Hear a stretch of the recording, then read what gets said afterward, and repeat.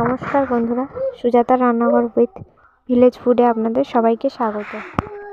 আজকে আমি শুধুমাত্র মেরি বিস্কুট দিয়ে খুবই কম খরচায় ক্রিম কেকের রেসিপি আপনাদের সঙ্গে শেয়ার করব। কেকটা কাটা হয়ে গেছে, তারপর আমি আপনাদেরকে কেটে দেখাচ্ছি কতটা সফট হয়েছে। যারা ফেসবুক থেকে দেখছেন তারা ফলো করে দেবেন, আর যারা ইউটিউব থেকে দেখছেন তারা সাবস্ক্রাইব করে দেবেন। আমার চ্যানেলে আরও নতুন নতুন ভিডিও আপডেট পেতে সাবস্ক্রাইব করে দেবেন। আমি এখানে 25 টাকার এক প্যাকেট মেরি নিয়ে নিয়েছি। এবারে সেটাকে গুঁড়ো করে নিয়েছি। আমি এখানে শিলে গুঁড়ো করেছি, আপনারা মিক্সিতে গুঁড়ো করে নেবেন।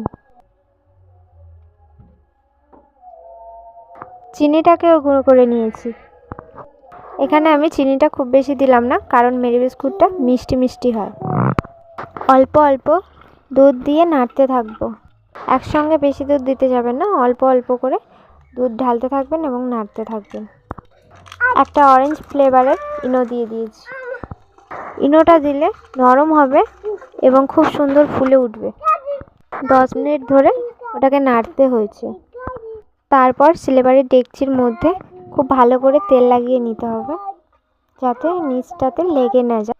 এবার যে বিস্কুটটাকে কেকের জন্য রেডি করে রেখেছিলাম ওটাকে আস্তে আস্তে দিয়ে দেব। আজকে বরবাবুর বার্থডে, তাই বার্থডেটা স্পেশাল করার জন্য নিজের হাতে কেকটা বানালাম। সবসময় তো কিনে আনা হয়, তাতে এত খুশি থাকে না।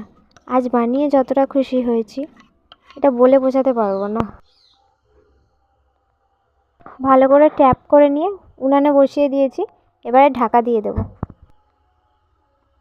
কেকটা হয়েছে নাকি একটা টুথপিক দিয়ে চেক করে নিচ্ছি। টুথপিকটার গায়ে কিছু লেগে থাকলে জানবেন কেকটা এখনও রেডি হয়নি। আর টুথপিকটার গায়ে যদি না কিছু লেগে থাকে তাহলে বুঝতে পারবেন যে আপনার কেক রেডি হয়ে গেছে। তো দেখুন আমার কেক রেডি হয়ে গেছে আর কতটা নরম হয়েছে। দেখুন হাত দিয়ে চাপছি, খুব নরম হয়েছে। আমি বাড়িতে বানানো ক্রিম ব্যবহার করেছি। ক্রিমের ভিডিও আমার চ্যানেলে পেয়ে যাবেন। ভিডিওটি ভালো লাগলে চ্যানেলটাকে সাবস্ক্রাইব করে দেবেন, আরও নতুন নতুন ভিডিওর আপডেট পাবেন। বাই বাই বন্ধুরা, ভালো থাকবেন আর নিজেদের খেয়াল রাখবেন।